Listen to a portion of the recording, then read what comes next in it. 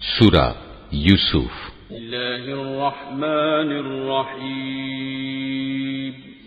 রহমান রহিম আল্লাহ তাআলার নামে।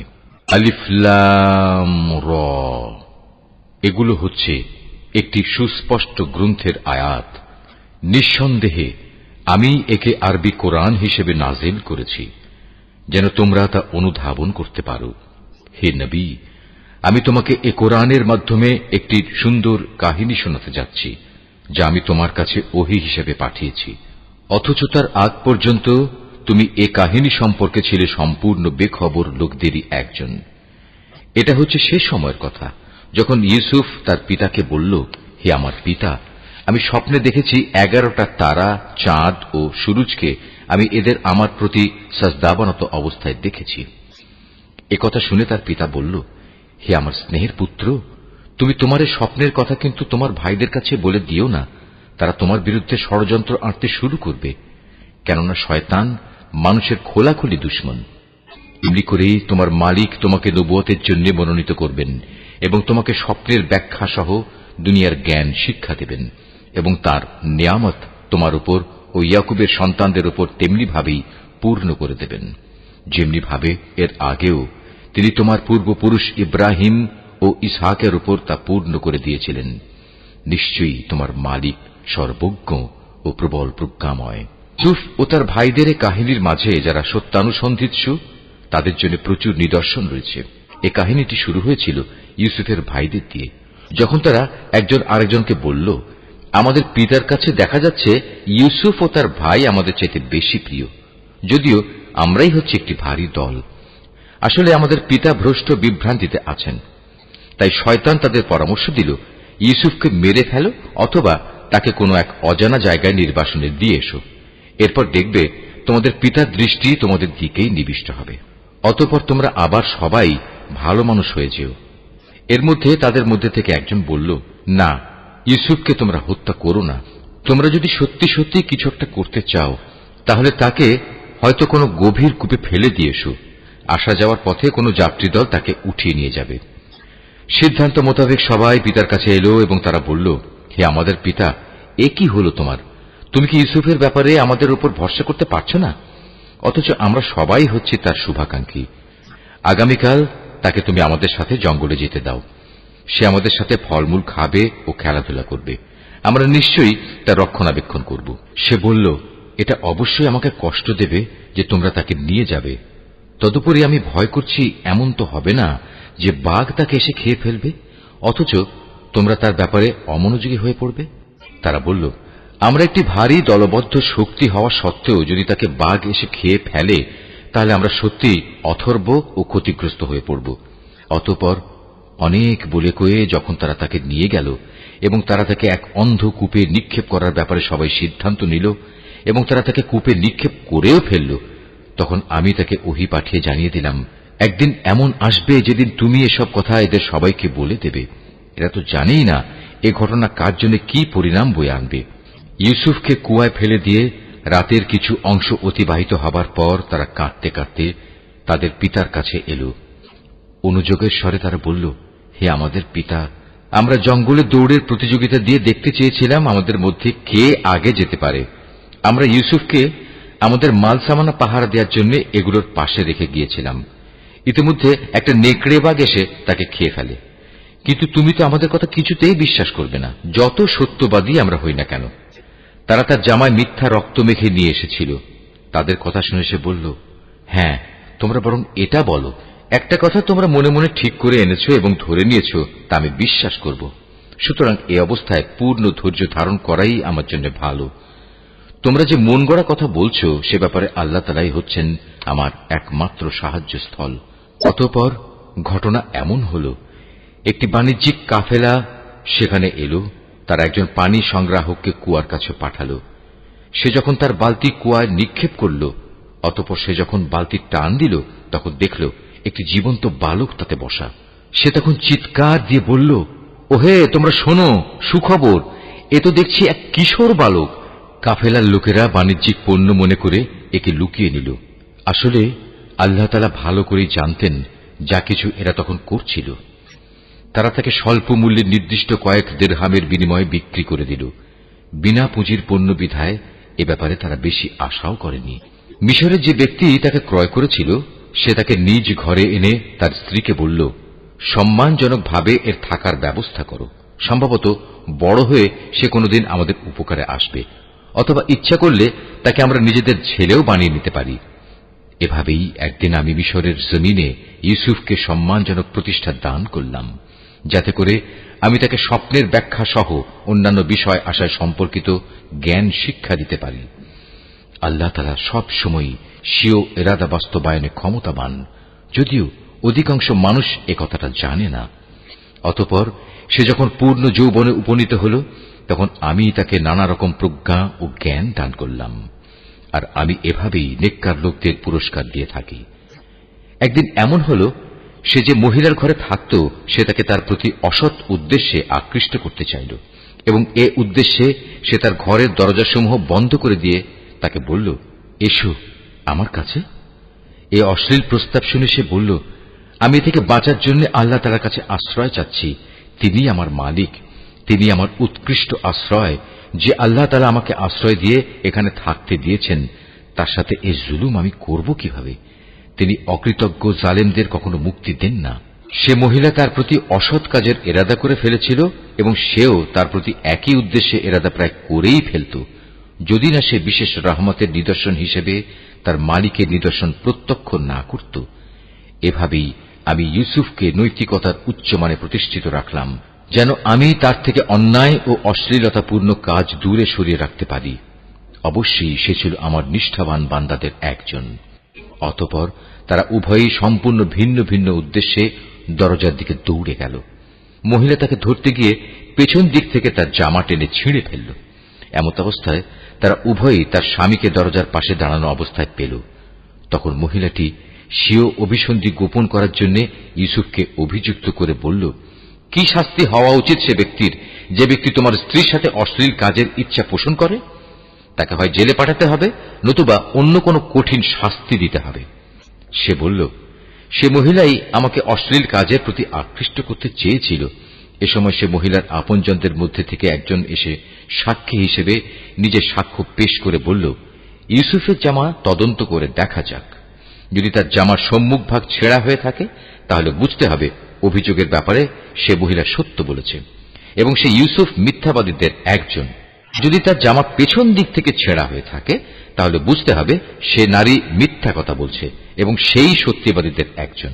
অতঃপর এ মূল নীতির ভিত্তিতে সে গৃহস্বামী যখন দেখল তার জামা পেছন দিক দিয়ে ছেঁড়া, তখন সে আসল ঘটনা বুঝতে পেরে নিজের স্ত্রীকে বলল, কোনো সন্দেহ নেই, এটা তোমাদের নারীদের ছলনা, আর সত্যি তোমাদের মতো নারীদের ছলনা বড় জঘন্য। হে ইউসুফ, তুমি এ নিয়ে বাড়াবাড়ি করা ছেড়ে দাও, এবং হে নারী, তুমি তোমার অপরাধের জন্য আল্লাহর কাছে ক্ষমা প্রার্থনা করো, কেননা তুমি এখানে আসল অপরাধী। বিষয়টা জানাজানি হয়ে গেলে শহরের নারীরা নিজেদের মধ্যে বলতে লাগল, আজিজের স্ত্রী তার যুবক গোলামের প্রতি আসক্ত হয়ে পড়েছে, তাকে তার গোলামের প্রেম উন্মত্ত করে দিয়েছে।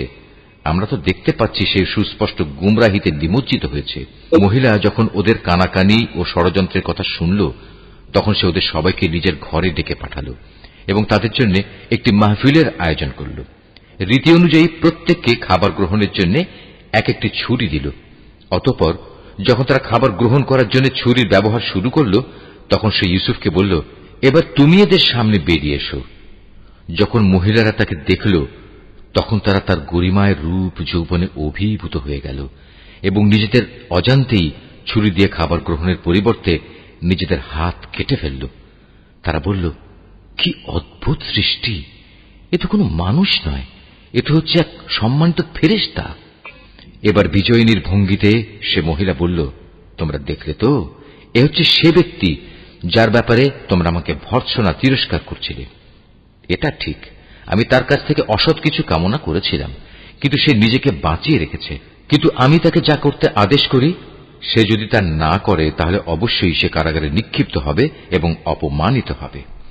মহিলার দমভক্তি শুনে সে দোয়া করল, হে আমার মালিক, এর আমাকে যে পাপের দিকে আহ্বান করছে তার চাইতে কারাগার আমার কাছে অধিক প্রিয়। যদি তুমি আমাকে এদের ছলনা থেকে রক্ষা না করো, তাহলে হয়তো আমি ওদের প্রতি আকৃষ্ট হয়ে যাব এবং এভাবে আমিও জাহেলদের অন্তর্ভুক্ত হয়ে পড়ব। এরপর তার মালিক তার ডাকে সাড়া দিলেন। তার কাছ থেকে তিনি মহিলাদের চক্রান্ত সরিয়ে নিলেন। নিশ্চয়ই তিনি মানুষের সব ডাক শোনেন এবং তাদের ষড়যন্ত্র সম্পর্কেও তিনি সম্যক অবগত। আজিজ সহ অন্যান্য লোকদের কাছে এরপর এটাই তখনকার মতো সঠিক সিদ্ধান্ত মনে হল যে তাকে কিছু নির্দিষ্ট সময়ের জন্য হলেও কারাগারে নিক্ষেপ করতে হবে। অথচ তারা ইতিমধ্যে তার সৎ চরিত্রতার যাবতীয় নিদর্শন ভালো করেই দেখে নিয়েছে। ঘটনাক্রমে সে সময় তার সাথে আরো দুজন যুবকও একই কারাগারে প্রবেশ করল। একদিন ওদের একজন ইউসুফকে বলল, আমি স্বপ্নে দেখলাম আমি আঙুর নিংড়ে তার রস বের করছি। অপরজন বলল, আমি দেখেছি আমি আমার মাথায় রুটি বহন করছি এবং কিছু পাখি তা খুঁটে খুঁটে খাচ্ছে। উভয় ইউসুফকে বলল, তুমি আমাদের এর ব্যাখ্যা বলে দাও। আমরা দেখতে পাচ্ছি তুমি আসলেই একজন ভালো মানুষ। সে বলল, তোমরা নিশ্চিত থাকো, এবেলা তোমাদের যে খাবার দেয়া হবে তা তোমাদের কাছে আসার পূর্বেই আমি তোমাদের উভয়কে এর ব্যাখ্যা বলে দেব। তবে জেনে রেখো, এই যে স্বপ্নের ব্যাখ্যা তা হচ্ছে সে জ্ঞানেরই অংশবিশেষ যা আমার মালিক আমাকে শিক্ষা দিয়েছেন। আমি আসলে প্রথম থেকেই তাদের মিল্লাত বর্জন করেছি যারা আল্লাহর উপর ঈমান আনে না, উপরন্তু তারা আখিরাতেও বিশ্বাস করে না। আমি তো আমার পিতৃপুরুষ ইব্রাহিম, ইসহাক ও ইয়াকুবের মিল্লাতেরই অনুসরণ করে আসছি, ইব্রাহিমের সন্তান ও তার অনুসারী হিসেবে। এটা আমাদের শোভা পায় না যে আমরা আল্লাহর সাথে অন্য কিছুকে শরীক করব। তাওহীদের এ উত্তরাধিকার হচ্ছে আমাদের উপর এবং সমস্ত মানুষের উপর আল্লাহ তাআলার এক মহা অনুগ্রহ, কিন্তু আমাদের অধিকাংশ মানুষই এজন্য আল্লাহ তাআলার কৃতজ্ঞতা আদায় করে না। আমার জেলের সাথীরা, তোমরাই বলো, মানুষের জন্য ভিন্ন ভিন্ন মালিক ভালো না এক আল্লাহ তাআলা ভালো, যিনি মহাপরাক্রমশালী? তাকে ছেড়ে তোমরা যাদের ইবাদত করছো তা তো কতিপয় নাম মাত্র, অজ্ঞতাবশত যা তোমরা ও তোমাদের বাপ দাদারা রেখে দিয়েছ, অথচ আল্লাহ তাআলা এ ব্যাপারে তাদের সাথে কোনো দলিল প্রমাণ নাজিল করেননি। মূলত আইন বিধান জারি করার অধিকার একমাত্র আল্লাহ তাআলারই, আর এই বিধানের বলেই তিনি আদেশ দিচ্ছেন, তোমরা আল্লাহ তাআলা ছাড়া অন্য কারো গোলামি করবে না, কারণ এটাই হচ্ছে সঠিক জীবন বিধান। কিন্তু মানুষদের অধিকাংশই এটা জানে না। হে আমার জেলের সাথীরা, এবার তোমরা স্বপ্নের ব্যাখ্যা শোনো। তোমাদের একজন সম্পর্কে কথা হচ্ছে সে তার মালিককে শরাব পান করাবে, আর অপরজন যার মাথা থেকে পাখি খুঁটে খুঁটে রুটি খাচ্ছিল তার সম্পর্কে কথা এই যে অচিরেই সে শূলবিদ্ধ হবে। এটা হচ্ছে সেই বিষয়টির ব্যাখ্যা যা তোমরা উভয় জানতে চাচ্ছ। ইতিমধ্যেই কিন্তু তার ফয়সালা করা হয়ে গেছে। এর মধ্যে যার ব্যাপারে সে মনে করেছে সে মুক্তি পেয়ে যাবে, তাকে উদ্দেশ্য করে সে বলল, তুমি যখন মুক্তি পাবে তখন তোমার মালিকের কাছে আমার সম্পর্কে বলো, আমি স্বপ্নের ব্যাখ্যা বলতে পারি। কিন্তু সে মুক্তি পাওয়ার পর শয়তান তাকে তার মালিকের কাছে ইউসুফের প্রসঙ্গে বলার কথা ভুলিয়ে দিল। ফলে কয়েক বছর সময় ধরে সে কারাগারেই পড়ে থাকল। ঘটনা এমন হল, একদিন বাদশা তার পারিষদদের বলল, আমি স্বপ্নে দেখলাম 7টি মোটা গাভী 7টি পাতলা গাভীকে খেয়ে ফেলছে। আরো দেখলাম 7টি সবুজ ফসলের শীষ, আর শেষের 7টি দেখলাম শুকনো। হে আমার দরবার প্রধানরা, তোমরা আমাকে প্রশ্নের ব্যাখ্যা বলে দাও যদি তোমরা কেউ স্বপ্নের ব্যাখ্যা জানো। তারা বলল, হে রাজন, এ তো হচ্ছে এক অর্থহীন স্বপ্ন। আমরা এ ধরনের অর্থহীন স্বপ্নের ব্যাখ্যা জানি না। যে দুজনের একজন কারাগার থেকে মুক্তি পেয়েছিল, দীর্ঘদিন পর তার ইউসুফের কথা স্মরণ হল। সে দরবারি লোকদের কথাবার্তা শুনে বলল, আমি এক্ষুনি তোমাদের এই স্বপ্নের ব্যাখ্যা বলে দিচ্ছি, তোমরা আমাকে কারাগারে ইউসুফের কাছে পাঠিয়ে দাও। কারাগারে গিয়ে সে বলল, হে ইউসুফ, হে সত্যবাদী, তুমি আমাদের 7টি মোটা গাভী 7টি পাতলা গাভীকে খেয়ে ফেলছে এবং 7টি সবুজ শ্যামল ফসলের শীষ, অপর 7টি শুকনো শীষ। এ স্বপ্নটির ব্যাখ্যা বলে দাও, যাতে করে এ ব্যাখ্যা নিয়ে আমি মানুষদের কাছে ফিরে যেতে পারি। হয়তো এর ফলে তারা তোমার মর্যাদা সম্পর্কেও জানতে পারবে।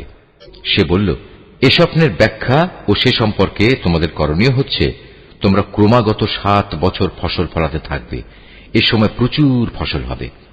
অতঃপর ফসল তোলার সময় আসলে তোমরা যে পরিমাণ ফসল তুলতে চাও তার মধ্যে থেকে সামান্য অংশ তোমরা খাবারের জন্য রাখবে, তা বাদ দিয়ে বাকি অংশ শীষ সমেত রেখে দেবে। এতে করে ফসল বিনষ্ট হবে না। এরপর আসবে 7টি কঠিন খরার বছর, যা এর আগের কয় বছরের গোটা সঞ্চয়ই খেয়ে ফেলবে। তাছাড়া যা তোমরা আগেই কয় বছরের জন্য জমা করে থাকবে, সামান্য পরিমাণ যা তোমরা বীজের জন্য রেখে দেবে। অতঃপর একটি বছর এমন আসবে যখন মানুষের জন্য প্রচুর বৃষ্টি বর্ষণ করা হবে। সে বছর তারা প্রচুর আঙুরের রসও বের করবে। সে ব্যক্তি যখন বাদশাকে স্বপ্নের এই ব্যাখ্যা বলল, তখন বাদশাহ আগ্রহের সাথে বলল, ইউসুফকে আমার সামনে নিয়ে এসো। যখন শাহী দূত তার কাছে এ খবর নিয়ে কারাগারে এলো, তখন সে বলল, আমি অনুকম্পায় মুক্তি চাই না। আমার বিরুদ্ধে আনীত অভিযোগ আগে প্রমাণিত হোক। তুমি বরং তোমার মালিকের কাছে ফিরে যাও এবং তাকে জিজ্ঞেস করো, সে নারীদের সঠিক ঘটনা কি ছিল, যারা প্রকাশ্য মজলিসে নিজেদের হাত কেটে ফেলেছিল। যদিও আমি জানি আমার মালিক তাদের চক্রান্ত সম্পর্কে সম্যক অবগত ছিলেন, কিন্তু আমার মুক্তির আগেই আমার নির্দোষিতার ঘোষণা একান্ত প্রয়োজন। এরপর বাদশাহ সে নারীদের দরবারে তলব করল এবং তাদের জিজ্ঞেস করল, ঠিক ঠিক আমাকে বলো তো, সেদিন তোমাদের কি হয়েছিল, যেদিন তোমরা ইউসুফের কাছ থেকে অসৎ কর্ম কামনা করেছিলে? তারা বলল, আশ্চর্য আল্লাহ তাআলার মাহাত্ম্য, আমরা তো তার মধ্যে কোনো পাপই দেখতে পাইনি। এ কথা শুনে আজিজের স্ত্রী বলল, এখন যখন সত্য প্রকাশিত হয়েই গেছে, তখন আমাকেও বলতে হয়, আসলে আমি তার কাছে অসৎ কাজ কামনা করেছিলাম। অবশ্যই সে ছিল সত্যবাদী। শাহী তদন্তের খবর শুনে ইউসুফ বলল, এটি আমি এজন্য করতে বলেছিলাম যেন সে বাদশাহ জেনে নিতে পারে আমি আজিজের অবর্তমানে তার আমানতের কোনো খেয়ানত করিনি। কেননা আল্লাহ তাআলা কখনো খেয়ানতকারীদের সঠিক পথ দেখান না। তবে আমি আমার ব্যক্তি সত্তাকেও নির্দোষ মনে করি না, কেননা মানুষের প্রবৃত্তি হামেশাই মন্দপ্রবণ। কিন্তু তার কথা আলাদা, যার প্রতি আমার মালিক দয়া করেন। অবশ্যই আমার মালিক আমার উপর ক্ষমাশীল ও পরম দয়ালু। এরপর বাদশাহ বলল, ইউসুফকে আমার কাছে হাজির করো, আমি তাকে একান্তভাবে আমার নিজের করে রাখব। ইউসুফকে আনার পর যখন বাদশাহ তার সাথে কথা বলল, তখন সে বলল, আজ সত্যি সত্যি তুমি আমাদের সবার কাছে একজন সম্মানী ও বিশ্বস্ত ব্যক্তি বলে প্রমাণিত হলে। সে বাদশাকে বলল, যদি তুমি আমাকে বিশ্বস্তই মনে করো, তাহলে রাজ্যের এ বিশৃঙ্খল খাদ্য ভাণ্ডারের ওপর আমাকে নিযুক্ত করো। আমি অবশ্যই একজন বিশ্বস্ত রক্ষক ও অর্থ পরিচালনায় অভিজ্ঞ বটে। তাকে দেশের ভাণ্ডারের দায়িত্বশীল নিযুক্ত করার পর আল্লাহ তাআলা বললেন, এবং এভাবেই আমি ইউসুফকে মিশরের ভূখণ্ডে ক্ষমতা দান করলাম। সে দেশের যথা ইচ্ছা বসবাস করতে পারবে, আর আমি যাকে চাই তার কাছে আমার রহমত পৌঁছে দিই। আমি কখনো নেককার লোকদের পাওনা বিনষ্ট করি না। যারা আল্লাহর উপর ঈমান আনে এবং তাকে ভয় করে, তাদের জন্য তো আখিরাতের পাওনা রয়েছে, যা অনেক উত্তম। ইউসুফের ভাইয়েরা পরিবারের রসদ কেনার জন্য মিশরে এলো এবং একদিন তার সামনেও হাজির হল। সে তাদের দেখে চিনতে পারল, কিন্তু তারা তাকে চিনতে পারল না। যখন সে তাদের রসদের যাবতীয় ব্যবস্থা সম্পন্ন করে দিল, তখন সে তাদের বলল, এরপর যদি আবার আসো, তাহলে তোমরা তোমাদের পিতার কাছ থেকে তোমাদের বৈমাত্রেয় ভাইটিকে নিয়ে আমার কাছে আসবে। তোমরা কি দেখতে পাও না, আমি মাথা হিসাব করে পূর্ণ মাত্রায় মেপে মেপে রসদ দিই। তাছাড়া আমি তো একজন উত্তম অতিথি পরায়ণ ব্যক্তিও বটে। তবে যদি তোমরা আগামীবার তাকে নিয়ে আমার কাছে না আসো, তাহলে আমার কাছে তোমাদের জন্য আর কোনো রসদ থাকবে না। সে অবস্থায় তোমরা আমার কাছেও ঘেঁষো না। তারা বলল, এ বিষয়ে আমরা তার পিতাকে অনুরোধ করে সম্মত করব। আমরা অবশ্যই এ চেষ্টা করব। সে তার রসদ কর্মচারীদের বলল, এ লোকদের মূলধন তাদের মালপত্রের ভেতর রেখে দাও, যাতে করে ওরা তাদের আপনজনদের কাছে ফিরে গেলে এটা জানতে পারে। হতে পারে এ লোভে তারা আবার ফিরে আসবে। যখন তারা তাদের পিতার কাছে ফিরে গেল, তখন তারা বলল, হে আমাদের পিতা, আমাদের ভবিষ্যতের রসদ বন্ধ করে দেওয়া হয়েছে। অতএব তুমি আমাদের ভাইকে আমাদের সাথে যেতে দাও, যাতে করে আমরা তার ভাগ সহ ওজন করে রসদ আনতে পারি। অবশ্যই আমরা তার হেফাজত করব। জবাবে সে বলল, আমি কি তার ব্যাপারে তোমাদের উপর সেভাবেই ভরসা করব, যেভাবে ইতিপূর্বে তার ভাইয়ের ব্যাপারে আমি তোমাদের উপর ভরসা করেছিলাম? হ্যাঁ, আল্লাহ তাআলাই হচ্ছেন উত্তম রক্ষক এবং তিনি সর্বশ্রেষ্ঠ দয়ালু।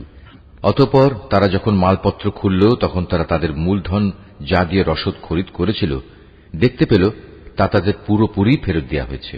এটা দেখে তারা বলল, হে আমাদের পিতা, এর চাইতে বেশি মহানুভবতা আমরা আর কি চাইতে পারি?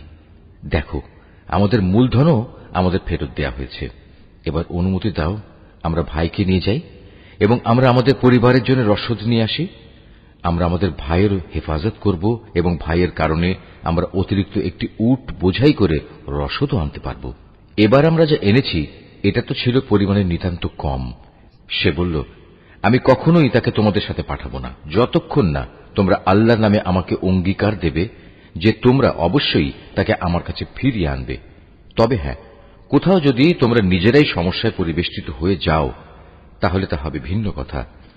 অতঃপর যখন তারা তার কাছে তাদের অঙ্গীকার পেশ করল তখন সে বলল, মনে রেখো, আমরা যা কিছু এখানে বললাম আল্লাহ তাআলাই তার উপর চূড়ান্ত কর্মবিধায়ক হয়ে থাকবেন। সে বলল, হে আমার ছেলেরা, তোমরা মিশরে পৌঁছে কিন্তু এক দরজা দিয়ে নগরে প্রবেশ করো না, বরং ভিন্ন ভিন্ন দরজা দিয়ে প্রবেশ করবে, তাহলে তোমাদের দেখে কারো মনে হিংসা সৃষ্টি হবে না। মনে রাখবে, আল্লাহর ইচ্ছার বিরুদ্ধে আমি তোমাদের কোনো কাজেই আসব না। বিধান জারি করার কাজ শুধু আল্লাহ তাআলার জন্য নির্দিষ্ট। আমি সর্বদা তাঁরই উপর নির্ভর করি। প্রতিটি মানুষ যারা ভরসা করে তাদের উচিত শুধু আল্লাহর উপরই ভরসা করা। অতঃপর তারা মিশরে ঠিক সেভাবেই প্রবেশ করল যেভাবে তাদের পিতা তাদের আদেশ করেছিল। মূলত আল্লাহ তাআলার ইচ্ছার সামনে এটা কোনোই কাজে আসেনি। তবে হ্যাঁ, এটা ছিল ইয়াকুবের মনের একটি ধারণা যা সে পূর্ণ করে নিয়েছিল। অবশ্যই সে ছিল অত্যন্ত জ্ঞানী ব্যক্তি, কারণ তাকে আমি জ্ঞান শিক্ষা দিয়েছিলাম, যদিও অধিকাংশ মানুষ তা জানে না। যখন তারা ইউসুফের কাছে হাজির হল তখন সে তার নিজ ভাইকে তার পাশে বসার জায়গা দিল এবং একান্তে তাকে বলল, দেখো, আমি কিন্তু তোমার ভাই ইউসুফ। এরা এযাবৎ তোমার আমার সাথে যা কিছু করে আসছে তার জন্য তুমি মনে কোনো কষ্ট নিও না। অতঃপর সে যখন তাদের রসদপত্রের ব্যবস্থা চূড়ান্ত করে দিল তখন সবার অজান্তে তার ভাইয়ের মালপত্রের মধ্যে সে একটা রাজকীয় পান পাত্র রেখে দিল। এরপর যখন তারা মালপত্র নিয়ে রওনা দিল তখন পেছন থেকে একজন আহ্বানকারী ডাক দিয়ে বলল, হে কাফেলা যাত্রী দল, শাহী পানপত্র চুরি হয়ে গেছে, তোমরাই হচ্ছ চোর। ওরা তাদের দিকে একটু এগিয়ে এলো এবং জিজ্ঞেস করল, কি জিনিস যা তোমরা হারিয়েছ? তারা বলল, আমরা রাজার পানপাত্র হারিয়েছি। যে ব্যক্তি তা খুঁজে আনবে তার জন্য উট বোঝাই রসদ দেওয়ার ব্যবস্থা থাকবে এবং আমি তার জামিন থাকব। একথা শুনে তারা বলল, আল্লাহর শপথ, তোমরা ভালো করেই একথা জানো আমরা তোমাদের দেশে কোন রকম বিপর্যয় সৃষ্টি করতে আসিনি, উপরন্তু আমরা চোরও নই। লোকেরা বলল, যদি তল্লাশি নেয়ার পর তোমরা মিথ্যাবাদী প্রমাণিত হও তাহলে যে চুরি করেছে তার শাস্তি কি হবে? তারা বলল, যার মাল সামানের ভেতর সে পানপাত্রটি পাওয়া যাবে সে নিজেই হবে নিজের শাস্তি। আমরা তো আমাদের শরীয়তে জালেমদের এভাবেই শাস্তি দিয়ে থাকি। তারপর সে তার নিজ ভাইয়ের মালপত্রের তল্লাশির আগে ওদের মালপত্র দিয়ে তল্লাশি করতে শুরু করল। অতঃপর তার ভাইয়ের মালপত্রের ভেতর থেকে সে চুরি হয়ে যাওয়া রাজকীয় পানপাত্রটি বের করে আনল। এভাবেই ইউসুফের জন্য আমি তার ভাইকে কাছে রাখার একটা কৌশল শিক্ষা দিয়েছিলাম। নতুবা মিশরের রাজার আইন অনুযায়ী সে তার ভাইকে চাইলেই রেখে দিতে পারত না। হ্যাঁ, আল্লাহ তাআলা যদি চান তা ভিন্ন কথা। আমি যাকেই চাই তার মর্যাদা বাড়িয়ে দিই। প্রত্যেক জ্ঞানবান ব্যক্তির উপরেই রয়েছেন অধিকতর জ্ঞানী সত্তা যা বৃহত্তর জ্ঞানকেই পরিবেষ্টন করে আছে। যখন বস্তুটি পাওয়া গেল তখন তারা বলল, যদি সে চুরি করেই থাকে তাহলে এতে আশ্চর্যান্বিত হওয়ার কিছু নেই। এর আগে তার ভাইও তো চুরি করেছিল। নিজের সম্পর্কে এত জঘন্য কথা শুনেও কিন্তু ইউসুফ প্রকৃত ব্যাপার নিজের মনে গোপন করেই রাখল। আসল ঘটনা যা তা কখনো তাদের কাছে প্রকাশ করল না। মনে মনে শুধু এটুকুই সে বলল, তোমাদের অবস্থা তো হচ্ছে আরো নিকৃষ্ট। তোমরা আমাদের সম্পর্কে যা বলছো সে ব্যাপারে আল্লাহ তাআলাই ভালো জানেন। তারা বলল, হে আজিজ, এ ব্যক্তি যাকে তুমি ধরে রেখেছ তার পিতা বেঁচে আছে, সে অতিশয় বৃদ্ধ, সুতরাং এর জায়গায় তুমি আমাদের একজনকে রেখে দাও। আমরা দেখতে পাচ্ছি আসলেই তুমি মহানুভব ব্যক্তিদের একজন। সে বলল, আল্লাহ তাআলা আমাকে ক্ষমা করুন, যার কাছে আমরা আমাদের হারানো মাল পেয়েছি তাকে বাদ দিয়ে অন্য কাউকে রেখে দেব কি করে? এমনটি করলে আমরা তো জালেমদের অন্তর্ভুক্ত হয়ে যাব। অতঃপর তারা যখন তার কাছ থেকে সম্পূর্ণ নিরাশ হয়ে পড়ল তখন তারা একাকী বসে নিজেদের মধ্যে সলা পরামর্শ করতে লাগল। তাদের মধ্যে যে বয়সে বড় ছিল সে বলল, আচ্ছা, তোমরা কি এটা জানো না তোমাদের বৃদ্ধ পিতা তোমাদের কাছ থেকে আল্লাহর নামে অঙ্গীকার নিয়েছিলেন? তাছাড়া এর আগে ইউসুফের ব্যাপারেও তোমরা কত বড় অন্যায় করেছিলে। আমি তো কোনো অবস্থায় এ দেশ থেকে নড়ব না, যতক্ষণ না আমার পিতা আমাকে তেমন কিছু করতে অনুমতি দেন, কিংবা আল্লাহ তাআলা আমার জন্য সুন্দর কোনো একটা ব্যবস্থা করে না দেন। মূলত আল্লাহ তাআলাই হচ্ছেন সর্বোত্তম ফয়সালাকারী। বয়সে বড়টিও তাদের বলল, তোমরা বরং তোমাদের পিতার কাছে ফিরে যাও এবং তাকে বলো, হে আমাদের পিতা, তোমার ছেলে বাদশার পানপাত্র চুরি করেছে। আমরা তো সেটুকুই বর্ণনা করি যা আমরা জানতে পেরেছি। আমরা তো গায়েবের খবর সংরক্ষণ করতে পারি না। তোমার বিশ্বাস না হলে যে জনপদে আমরা অবস্থান করেছি তাদের কাছে জিজ্ঞেস করো, এবং সে কাফেলাকেও জিজ্ঞেস করো যাদের সাথে আমরা একত্রে এসেছি। আমরা আসলেই সত্য কথা বলছি। সে ফিরে পিতাকে তারা এভাবেই বলল। কথাগুলো শুনে সে বলল, আসলে তোমাদের মন তোমাদের সুবিধার জন্য একটা কথা বানিয়ে নিয়েছে এবং তাই তোমরা আমাকে বলছো। অতঃপর সবরই হচ্ছে উত্তম পন্থা। আল্লাহ তাআলার অনুগ্রহ থেকে এটা খুব দূরে নয়। তিনি হয়তো ওদের সবাইকে একত্রেই একদিন আমার কাছে এনে হাজির করবেন। অবশ্যই আল্লাহ তাআলা সর্বজ্ঞ ও প্রজ্ঞাময় কুশলী। সে ওদের কাছ থেকে মুখ ফিরিয়ে নিল এবং নিজে নিজে বলল, হায় ইউসুফ, তুমি এখন কোথায়? শোকের কারণে কাঁদতে কাঁদতে তার চোখ সাদা হয়ে গেছে। সে নিজেও ছিল মনোকষ্টে দারুণভাবে ক্লিষ্ট। পিতার এ অবস্থা দেখে তারা বলল, আল্লাহর কসম, তুমি তো দেখছি শুধু ইউসুফের কথাই মনে করে যাবে, যতক্ষণ পর্যন্ত না তার চিন্তায় তুমি মুমূর্ষ হয়ে পড়বে, কিংবা তার চিন্তায় তুমি সম্পূর্ণ ধ্বংস হয়ে যাবে। সে আরো বলল, আমি তো আমার অসহনীয় যন্ত্রণা, আমার দুশ্চিন্তাজনিত অভিযোগ আল্লাহ তাআলার কাছে নিবেদন করি, এবং আমি নিজে আল্লাহর কাছ থেকে তার কথাবার্তা যতটুকু জানি তোমরা তা জানো না। হে আমার ছেলেরা, তোমরা মিশরে যাও এবং ইউসুফ ও তার ভাইকে আরেকবার তালাশ করো। তালাশ করার সময় তোমরা আল্লাহ তাআলার রহমত থেকে মোটেই নিরাশ হইও না। আল্লাহ তাআলার রহমত থেকে তো শুধু কাফেররাই নিরাশ হতে পারে। তারা যখন পুনরায় তার কাছে হাজির হল, তখন তারা বলল, হে আজিজ, আমাদের পরিবার পরিজন দুর্ভিক্ষের কারণে বিপন্ন হয়ে পড়েছে। এবার আমরা সামান্য কিছু পুঁজি এনেছি, এটা গ্রহণ করে আমাদের পূর্ণ মাত্রায় রসদ দান করার ব্যবস্থা করুন। মূল্য হিসেবে নয়, বরং এটা আমাদের বিপন্ন মনে করে দান করুন। যারা দান খয়রাত করে আল্লাহ তাআলা তাদের পুরস্কৃত করেন। ভাইদের এ আকুতি শুনে সে বলল, তোমরা কি জানো তোমরা ইউসুফ ও তার ভাইয়ের সাথে কি আচরণ করেছিলে? কত মূর্খ ছিলে তোমরা তখন। তারা বলে উঠল, তুমি কি ইউসুফ? সে বলল, হ্যাঁ, আমি ইউসুফ, আর এ হচ্ছে আমার ভাই। আল্লাহ তাআলা আমাদের উপর অনেক মেহেরবানি করেছেন। সত্যি কথা হচ্ছে, যে কোনো ব্যক্তি তাকওয়া ও ধৈর্যের আচরণ করে সে যেন জেনে রাখে আল্লাহ তাআলা কখনোই নেককার মানুষের পাওনা বিনষ্ট করেন না। ওরা বলল, আল্লাহর কসম, আজ আল্লাহ তাআলা নিশ্চয়ই তোমাকে আমাদের উপর প্রাধান্য দিয়েছেন। আমরা আসলেই অপরাধী। ভাইদের কথা শুনে সে বলল, আজ তোমাদের বিরুদ্ধে আমার কোনো অভিযোগ নেই। আল্লাহ তাআলা তোমাদের ক্ষমা করে দিন, কেননা তিনি সব দয়ালুদের মধ্যে শ্রেষ্ঠ দয়ালু। এখন তোমরা বরং আমার গায়ের এই জামাটি নিয়ে যাও এবং একে আমার পিতার মুখমণ্ডলের উপর রেখো। দেখবে তিনি তার দৃষ্টিশক্তি ফিরে পাবেন। অতঃপর তোমরা তোমাদের সমস্ত পরিবার পরিজনদের দিয়ে আমার কাছে চলে এসো। এদিকে এ কাফেলা যখন মিশর থেকে বেরিয়ে পড়ল, তখন তাদের পিতা আপনজনদের উদ্দেশ্য করে বলতে লাগল, তোমরা যদি সত্যিই আমাকে অপ্রকৃতিস্থ মনে না করো, তাহলে আমি তোমাদের বলবো, আমি যেন চারিদিকে ইউসুফের গন্ধ পাচ্ছি। ওখানে যারা হাজির ছিল তারা বলল, আল্লাহর কসম, তুমি তো এখনো তোমার সে পুরনো বিভ্রান্তিতে পড়ে রয়েছ। অতঃপর সত্যিই যখন ইউসুফের জীবিত থাকার খবর নিয়ে সুসংবাদ বাহক তার কাছে উপস্থিত হল এবং ইউসুফের কথানুযায়ী তার জামাটি তার মুখমণ্ডলে রাখল, তখন সাথে সাথেই সে দেখার শক্তি ফিরে পেল। উৎফুল্ল হয়ে এবার সে বলল, আমি কি তোমাদের একথা বলিনি? আমি আল্লাহর কাছ থেকে এমন কিছু জানি যা তোমরা জানো না। তারা বলল, হে আমাদের পিতা, আমরা অপরাধ করেছি। তুমি আল্লাহর কাছে আমাদের গুনাহ ক্ষমা প্রার্থনা করো। সত্যি আমরা বড় গুনাহগার। সে বলল, অচিরেই আমি তোমাদের গুনাহ মার্জনার জন্য আমার মালিকের কাছে দোয়া করব। অবশ্যই তিনি ক্ষমাশীল ও পরম দয়ালু। অতঃপর যখন তারা সবাই ইউসুফের কাছে মিশরে চলে এলো, তখন সে তার পিতামাতাকে সম্মানের সাথে নিজের পাশে স্থান দিল এবং তাদের স্বাগত জানিয়ে সে বলল, তোমরা সবাই এবার আল্লাহর ইচ্ছায় নিরাপদে মিশরে প্রবেশ করো।